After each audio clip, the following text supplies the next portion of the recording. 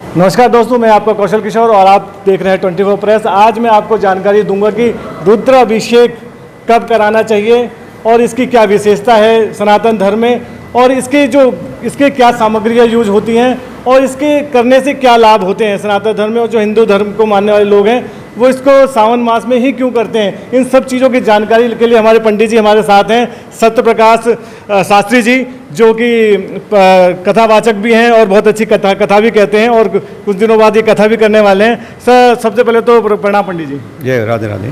तो सबसे पहले मेरा यही सवाल होगा कि जो रुद्राभिषेक है उसकी क्या मान्यता है और कब करना चाहिए और इससे क्या लाभ होते हैं। देखिए, रुद्राभिषेक भगवान शिव का, और ये समय जो सावन का महीना चल रहा है, ये पवित्र महीना भगवान शिव के लिए विशेष करके बनाया। भगवान शिव की पूजा आराधना करने से हमारे एक तो मन वचन कर्म से किए हुए तीनों तापों का नाश होता है। और आज तो वैसे भी शिवरात्रि है, भगवान शिव का अभिषेक करने से हमारे शरीर के अंदर कोई रोग हो, कोई पीड़ा हो, कोई शोक हो, संताप हो, वो सब दूर हो जाता है। और भगवान शिव तो ऐसे हैं अवधदानी, हमें सब कुछ प्रदान भी कर देते हैं। रुद्राभिषेक करने से, भगवान शिव का अभिषेक करने से हमारे यहाँ धन धान्य ऐश्वर्य समृद्धि सब कुछ, जितनी भी हमारी सिद्धियाँ हैं भगवान शिव से प्राप्त हो जाती हैं। यदि हम सावन मास के अंदर भगवान शिव का रुद्राभिषेक करते हैं तो हमारे घर में या हमारे शरीर में कोई रोग पीड़ा नहीं, अकाल मृत्यु को भगवान हरने वाले हैं। इसलिए भगवान शिव को कहते हैं महाकाल, काल का भी हरण करने वाले महाशिव होते हैं। इसलिए भगवान शिव की आराधना करने से हमारे कायिक वाचिक समाज सभी पापों को नाश हो जाता है और धन दान ऐश्वर्य लक्ष्मी की प्राप्ति होती है। लक्ष्मी की प्राप्ति के लिए गन्ने का रस का अभिषेक कराना चाहिए। शारीरिक रोग पीड़ा का नाश करने के लिए सरसों के तेल का, गाय के घी का अभिषेक कराना चाहिए। और सुख समृद्धि प्राप्त करने के लिए दुग्ध का अभिषेक कराना चाहिए। पंडित जी, कई लोग कराना चाहते हैं लेकिन असमंजस में रहते हैं कि इसमें बहुत खर्चा हो जाता है या कुछ ऐसी चीज़ होती है। लेकिन मैं आपसे जानना चाहूँगा, कोई निम्न वर्ग का इंसान है, अगर वो पूजे रुद्राभिषेक कराना चाहे तो कितना खर्चा आ जाता होगा, और कम से कम कितने खर्चे में हो जाता है? अधिक से अधिक तो आपकी उसकी कोई लिमिट नहीं है, लेकिन कम से कम कितने खर्चे में? देखिए, पूजा का कोई ये नहीं है कि 1 रुपये की भी होती है और लाख की भी होती है। सबसे पहले अपना मन होना चाहिए। मन है तो एक पुष्प से भी भगवान शिव की पूजा हो सकती है। मन नहीं है तो आपका लाखों का पूजा की सामग्री पड़ी हुई है, उसका कोई महत्व नहीं है। सबसे पहले मन होना चाहिए, विश्वास होते। भगवान कहते हैं विश्वास हो बलदायक। मैं विश्वास के अंदर ही वास करता हूँ।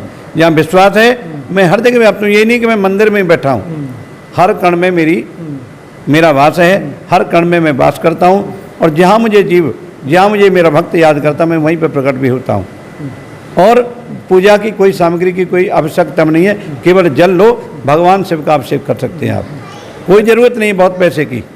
तो पंडित जी, ये भी कुछ लोग जान रहे कि सावन माह में किन चीज़ों से परहेज करना चाहिए, किन चीज़ों वर्जित रहना चाहिए, क्या सावधानियाँ बरतनी चाहिए, इसके बारे में थोड़ा सा। ये पॉइंट आपका बड़ा अच्छा है, क्योंकि सावन मास के अंदर पहले तो तामसिक वस्तुओं का बिल्कुल त्याग कर देना चाहिए। मांस मदिरा ये सब त्याग देना चाहिए, क्योंकि भगवान शिव नित्य प्रति हमारे घर में एक बार जरूर प्रवेश करते हैं, किसी भी समय किसी भी वेला में। वैसे ब्रह्म मुहूर्त का विशेष करके कहा गया है। और जहाँ जिस घर में पवित्रता नहीं, भगवान जाएंगे नहीं। हमें कोई अतिथि बुलाए, हम उसके घर जाएं, हम दरवाजे पे पहुँचे, दरवाजे जाते देखते हैं उसके घर में तो गंद पड़ा हुआ है, पति पत्नी झगड़ा कर रहे हैं, तो मैं क्या कहूँगा उससे अतिथि से, भाई आज समय नहीं है, किसी दिन पीछे आऊँगा चाय पीने के लिए। भगवान शिव को क्या चाहिए? केवल पवित्रता चाहिए और कुछ नहीं चाहिए। एक हमें केवल क्या करना चाहिए? हमें रहना चाहिए कैसा? पवित्र रहना चाहिए, मन वचन कर्म से भी। मिथ्या बात नहीं करनी चाहिए, झूठ से कपट से छल से कमाया हुआ धन भी पूजा में नहीं लगाना चाहिए। अपना नखों से कमाया हुआ नख, जो 20 नखों से हम धन कमाते हैं, उस नख को ही पूजा में लगाना और धन को लगाना चाहिए। लोग थे 1 पंडित जी, कोई 2 पंडित जी या 5 पंडित, कितने पंडित जी? जो देखिए, पूजा का कोई ये नहीं कहा गया कि 1 पंडित। हमारी सामर्थ्य के अनुसार बात है। हमारी सामर्थ्य 1 पंडित की है, दूसरे की सामर्थ्य 5 की है, उससे आगे भी 3 की है। कोई 51 कराता है, कोई 111 कराता है। अभी कल रुद्राभिषेक हुआ था वैशाली के अंदर, उसमें 51 ब्राह्मण थे। पार्थिव पूजा हुई थी, मिट्टी की भगवान शिव बनाए नवग्रह वेदी आदि अनेक तरह की वेदियाँ बनाई, तब जाकर के वहाँ पूजा संपूर्ण हुई। आप लोग आइए, एक ब्राह्मण ही कर सकता है उस पूजा को, उसको क्या ब्राह्मण भी कर रहे हैं, मंत्र वही बोले जाएंगे, लेकिन स्वर और मुद्रा के साथ में किया जाता, वो अच्छा लगता है। जैसे देवता बड़े प्रश्न होते हैं। सारा जगत है जो देवताओं के अधीन है और मंत्र ब्राह्मण के अधीन है। जी। जब ब्राह्मण मंत्र बोलेगा तो भगवान तक वो मंत्र की सामग्री पहुंचेगी, आहुति पहुंचेगी, वो भोग पहुंचेगा, तब हमें वो शुभ आशीर्वाद प्रदान करते हैं।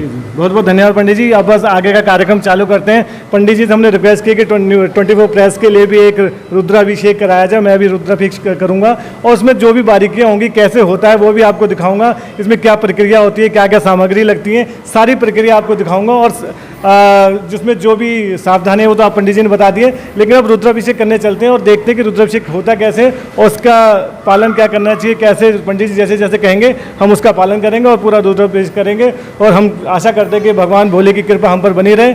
जय महादेव। दर्शकों को मैं दिखाना चाहता हूँ, इससे रुद्राभिषेक होगा। पंडित जी इनको क्या कहते हैं? इसको कहते हैं वो श्रृंगी कहते हैं। अच्छा। गौमुख भी कहते हैं। जी जी जी। तो गौ ये के मुख से धार आती है। ये इसके आगे आप थोड़ा देख पा रहे हो, क्लोजअप करेंगे, थोड़ा आगे आगे देखो तो ये इसके आगे गौमुख बना हुआ है और इसके ज़्यादा जो दूध जो है वो निकलेगा गौमुख के ज़्यादा, फिर वो शिवलिंग पे चढ़ेगा और लगातार वो धार टूटनी नहीं चाहिए, ऐसे होगा। गंगा जी निकल के आई ना गौमुख से, जी, ये उसी का स्वरूप दिया गया है। जी जी गौमुख का। जी। ये गौमुख है, गौमुख से जब धारा आएगी और भगवान शिव के ऊपर पड़ के रहेगी। तो सर प्राचीन काल में को ये चीज़ें तो थी नहीं, तो प्राचीन काल में मैंने सुना है कि वो जो 12 सिंगा होते हैं, सिंह पहले होता था। जी। ये गाय का ये सिंग जो बनाया हुआ है, गाय का मुख बनाया हुआ है, पहले क्या थे, हिरण के जो सिंग आते थे उसके सिंगी बनाते थे, उससे चढ़ाते। जी जी।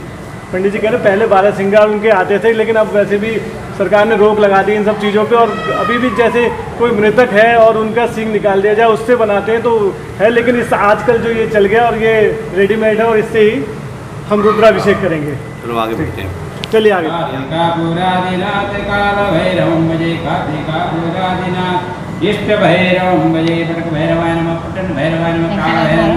ओम हरिओम ग्रादृश्याम निष्ठपष्टांग्रे श्रीम ईश्वरी सर्वभूतानां कामयोम सर्वमंगल मांगले शिवे सर्वार्थ साधके त्रिनेत्रम्बके गौरी नारायणी नमस्तते हे अम्बालके नमानकं सुभद्रकां काम्बीरवादिनीं हरि ओम महावी नमो नमः सीधे हाथ में लगे मत संकल्पः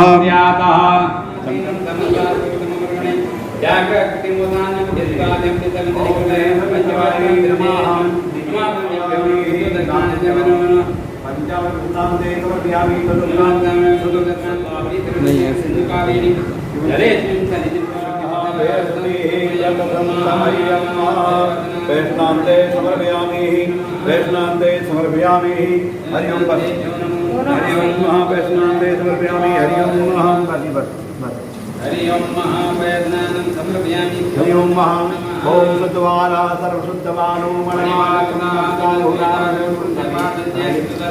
ओम वैष्णान्ते समर्पयामि हरि ओम हरि ओम शुद्धवानो शुद्धाघोराज्ञा शुद्धोत्तमस्नान्ते समर्पयामि शुद्धोत्तमस्नानं समर्पयामि चवालो बेटा ठीक है देनो नहीं करे पड़ो तम जम प्रयासम सातम प्रियताम न कृतनानते जो नमो नमः हरि ओम कृतनाते कृष्णे देवनि कृतेवेनो यो निकृते संकृतेवेनो कृतनानं समर्पयामि जो नमो ओम हरि ओम घृतयोनि मधुदानं मधुदाते मधुदे मधुदे मधुदे मधुरेणान्ते समर्पयामि शुद्धोत्तमस्नान्ते समर्पयामि शुद्धोत्तमस्नान्ते समर्पयामि अब्राह्मो पंचामृतान्ते समर्पयामि ओम हरि ओम पंचनद्याः सप्तनद्याः हरि ओम पंचामृत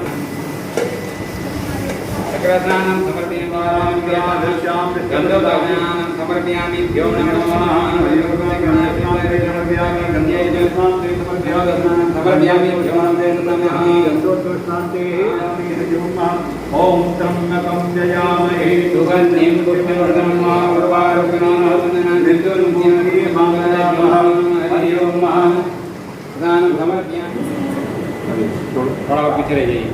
हरि ओम ओम गणानंद गणपति गंगावामहे विनानंद देववामहे मधु ममा मजाने के मधु मजाते के धम्मा काय चिरु जगन हृदय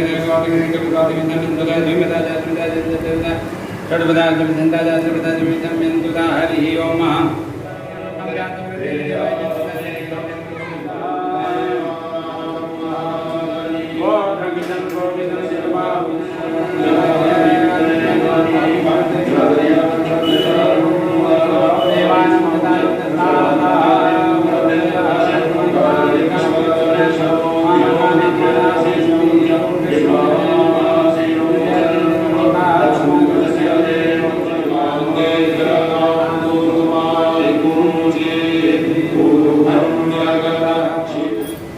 ओम विनायकाय नमः। ओम तत्शेखराय नमः। ओम वामदेवाय नमः। ओम रूपाघे नमः। ओम श्री नीलकंठाय नमः। ओम भवाय नमः। ओम वसुराय नमः। ओम सर्वाय नमः। ओम त्रिलोकेशाय नमः। ओम गणपतये नमः। अजयाय नमः। ओम वासुदेवाय नमः। जगन्नाथाय नमः। योगेशाय नमः। जनकाय नमः। ओम महासेनाय नमः। चारुविक्रमाय नमः। रुद्राय नमः। भूतपते नमः। इधर आगे भूतपते नमः। भूनाकरे नमः। घुमाओ केंद्र पूरा। नाकरे नमः। प्राणे नमः। पर्वते नमः। महादेवाय नमः। रुद्राय नमः। हरे नमः। तारकावते नमः। महेश्वराय नमः। पर्वते नमः। श्रीपते नमः। श्रीकंठाय नमः। महामृत्युंजयाय नमः। ओम नमः शिवाय। ओम नमः शिवाय। हर हर भोले नमः शिवाय। ओम नमः शिवाय। ओम नमः दिगंबराय तस्मै नकाराय नमः शिवाय। मंदाकिनी सनिलचंदनजटाय नंदीश्वरनाथमहेश्वराय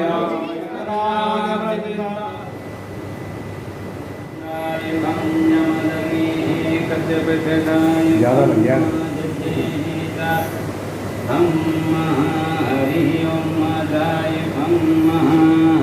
लगाओ इसके लगाओ तगड़ा लगाना चाहिए इसके। ओम त्र्यंबकं यजामहे सुगंधिं पुष्टिवर्धनं पर्वारंदनानां मृत्युर्मुखे माकाशमाकाशमाकं गजेहं निरंकारमोङ्कारमूलं वरेहं निराकाशं गिरीशं करां महाकालकालं कृपालं गौरं गभीरं मनोभूतिकोटिप्रभाकरी शरीरं सबर्गोगारिगंगा लसद्भालभालेन्दुकण्ठे नवनीलकण्ठं दयालं गाधीधर्माम्बरं मुण्डमरीतप्रभूतभूतादिवासं अजानामि योगं जपमनेव भूया नतोऽहं सदा भूमिदिशा प्राणाय स्वाहा समानाय स्वाहा प्राणाय स्वाहा।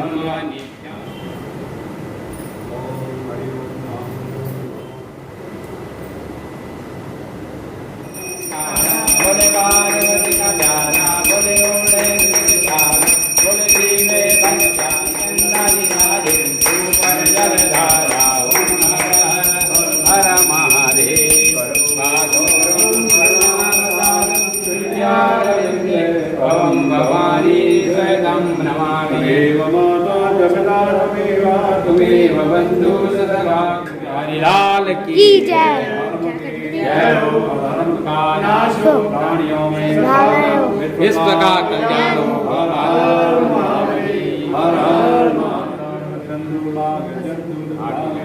ओम शांति शांति।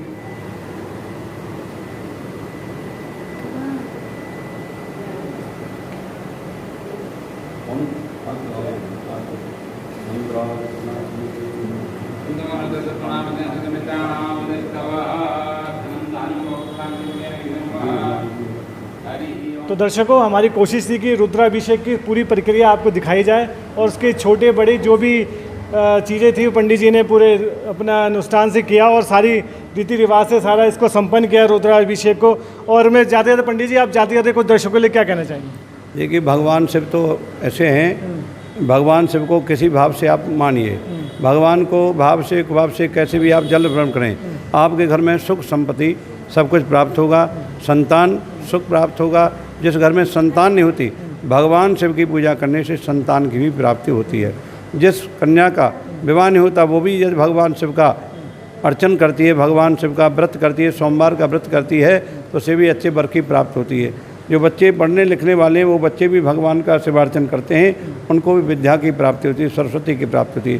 कहने का भाव ये है, जो व्यक्ति भगवान को भजते हैं, भगवान उनकी सभी मनोकामनाओं को पूर्ण करते हैं। इसलिए भगवान को कहते हैं आशुतोष, तुम अवधर दानी। भगवान आशुतोष सदैव भक्तों की इच्छा को पूर्ण करने के लिए तत्पर रहते हैं। बसते भक्त को भाव से भगवान को भजना है। बिल्कुल पंडित जी ने सबसे लास्ट में सब सही बात की। भाव है तो सब कुछ। अगर आप भाव से भगवान को भगते हैं तो कोई भी चीज़ एक सिर्फ पानी भाव है, श्रद्धा है, विश्वास है, तो सब कुछ है। अगर श्रद्धा और विश्वास नहीं तो कुछ नहीं है। देखिए भगवान के भगवान ना मानो तो एक समय एक नाथ जी महाराज ने गंगोत्री से जल भरा। गंगोत्री से जल लेकर के मन में संकल्प लिया कि मैं रामेश्वरम पर जाकर के जल को अर्पण करूंगा। कहाँ रामेश्वरम, कहाँ गंगोत्री, 12,000 किलोमीटर का इतना लंबा सफ़र, और वो भी पैदल करना था। वहाँ से हरिद्वार आए, हरिद्वार से वृंदावन आए, वहाँ से पुष्कर गए, घूम पर के रामेश्वरम के पास पहुँच गए। जिस समय रामेश्वरम के पास पहुँच के रामेश्वरम का शिखर दिखने लगा, तो एकनाथ जी महाराज के मन में हुआ कि अब तो मैं भगवान के शिव के पास आ चुका हूँ, अब तो मैं जल चढ़ाने में बिल्कुल कोई देरी नहीं होगी, मैं भगवान को जल अर्पण करूँगा। जैसे ही देख रहे थे, ऐसा विचार मन में आई था कि एक गधा प्यास से व्याकुल होकर के तड़पने लगा। तो एकनाथ जी महाराज ने देखा कि ये तो प्यास से व्याकुल होकर के मर जाएगा, मैं भगवान शिव को जल यहीं से अर्पण कर देता हूँ। जल का कमंडल लिया और एकनाथ जी ने गधब के अंदर में डाल दिया, मुख में डाल दिया। उसी समय भगवान शिव प्रकट हो गए। लेकिन भगवान कहते हैं भाई भाव से तू जिस रूप में जपेगा भजेगा, मैं ऐसे रूप में आकर के तेरे को दर्शन दूंगा। इसलिए कहते हैं कि भाव का भूखा हुए भाव एक सार है, और भाव से भजे सो उसको बेड़ा पार है। भगवान उसी का बेड़ा पार करते हैं। बहुत धन्यवाद पंडित जी, आपने पूरी निष्ठा से हमारा 24 प्रेस के लिए इतना समय दिया, आपका बहुत बहुत धन्यवाद। और चलते हमें ये आपसे यही कहना होगा, आपको हमारी जो ये कोशिश थी रुद्राभिषेक का पूरी प्रक्रिया आपको पसंद आई होगी। हर हर महादेव, जय श्री राम। आपकी आवाज़ आपके साथ, सीधे ग्राउंड जीरो से रियल रिपोर्ट देखने के लिए सब्सक्राइब करें हमारा चैनल 24 प्रेस।